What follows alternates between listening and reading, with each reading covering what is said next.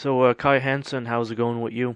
I'm pretty fine actually. I just came from rehearsing, and day after tomorrow we head off for South America. So I'm in a pretty good shape and mood. That's great, and we're promoting Unisonic self-titled album. Tell me about this, and your part in it. My part, well, I play quite a few guitars, and I did quite a bit of composing, and I'm responsible for the good mood. Did you experiment much with guitars and guitar amps for this album? Well, actually, yeah, kind of. We made a re-recording session for the rhythm guitars, the basic rhythm guitars, in a studio with, tried out a bit of amps and stuff.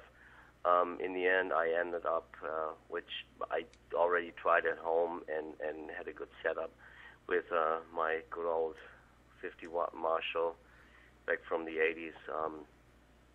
That is a bit modified. I used that one on the Keeper One with a Boss G10 equalizer in front, and that has kind of certain special sound.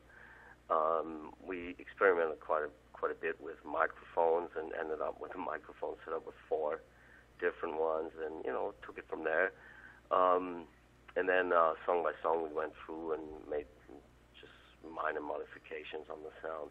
But that was the basics. And then at home, back at home, I did all my solos and overdubs at home. And this time I just said, well, I can live pretty well with plugins. So I used quite a bit of Guitar Rig, Pod Farm and stuff, and had different setups from Brian May type of sounds to whatever, metal, Schenker, all different stuff. A little some sounds for dubs were more like in a way of like semi-distorted rock sounds. Mm-hmm.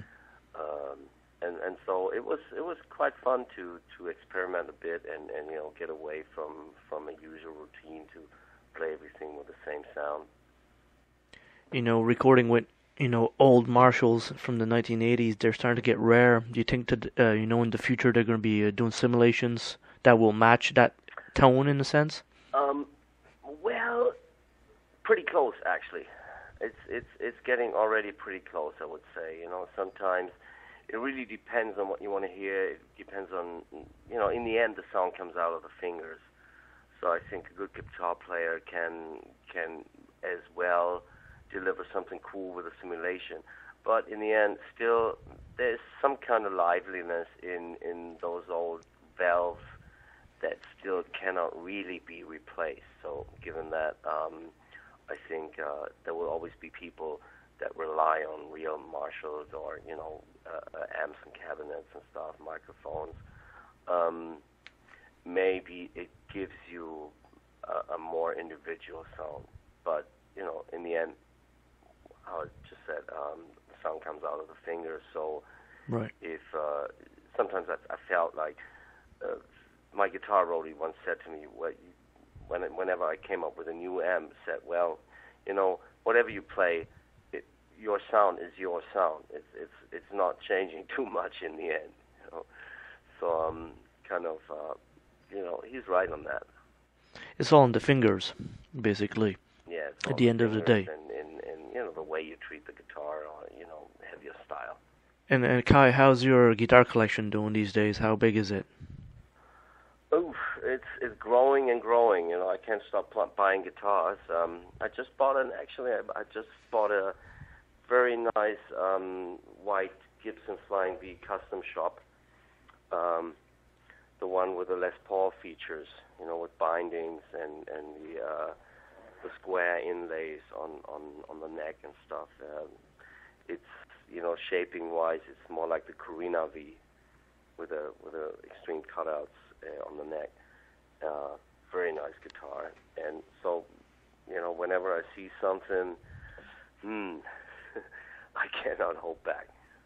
That must mean when you go on tour, you maybe check out the local shops and stuff like that, pawn shops maybe. Yeah, I do that. Whenever I have time, whenever I have a chance, I already bought some really nice guitars on tour, and so far didn't regret it. Now, Kai, the artwork on Unisonic's self-titled album, whose concept is this? Well, actually, the concept was coming more or less from the band because there was no visual concept of describing Unisonic. One day I just sat down and said, all right, how could you visualize the word Unisonic? So it was kind of unison and sonic sound, of course. So I came up with a loudspeaker that was, having the planet Earth included somehow and radiating sound somehow. And we gave that to the artist, and he took it a bit further. He did it the other way around. He plugged the speaker into the Earth. Mine was different, but anyhow. So we, discussed the concept and said, kind of, it's simple, and it looks cool, and it visualizes somehow what we stand for, making music in unity and trying to unite the world with it somehow, whatever. Now, how's life on the road treating you when you go on tour? Is it quite easy now to tour compared to the days of Helloween and Gamma Ray in the past? It's become a little easier in terms of having more means of communication. So that means you're not so separated from home. I remember back in the days in the 80s when we toured the U.S., for instance, I had to run to a phone booth and to try, get quarters and try to call my girlfriend at times, of course, when I never could get hold of her. And if I could, I didn't have enough quarters, and it was a real drag. So these days, everything's much easier with, you could even go on Skype and, say hello, and they can have a look at your room and the other way around. So that's much better. In terms of hanging around at airports and sitting in shuttle buses driven by some local madman, things have not changed much. It's still the fucking same. Yeah, things probably didn't change in that way, and it's more comfortable to tour nowadays with the evolutions of the internet. That's in terms of communication, it's much better, and of course, in terms of upfront organization, the internet does a good job in helping out because everything had been done by the phone or fax before, and that was not really cool and reliable. So it is a bit better, and of course, worldwide equipment-wise, even in the in South America, for instance, where it was really scary with the equipment sometimes, you get decent stuff, and people are much more professional and well organized and all that. So that has become pretty cool. Now, Gamma Ray, what's going on with that? Anything coming out soon? Yeah. At the moment, we're trying to finalize a live DVD that was recorded last year on our little special Skeletons and Majesties tour, where we played those, songs that we normally don't play. This is going to be finalized pretty soon, and will come out in September or something, August, September, October, whatever, and that, let's put it in autumn. It's going to come out in autumn somehow. And but still, besides that, we're keen on and heading for writing new material to make a new album. Are you guys participating a lot on the social media itself? You mean if we rely on it, or use it as a way of promotion and to contacting the fans? Well, I follow everything that's on the internet. I'm interested, and I want to know what the fans think, and so I look on the comments on Amazon. I look on the Facebook comments. I have a look on MySpace and our official sites and guest books, forums, and all that. So I try to stay up to date with what people think. Not trying to get scared if there's some nagging and some negativity here and there, but that's just normal, I guess. Some people don't have anything better to do than hate things on the internet.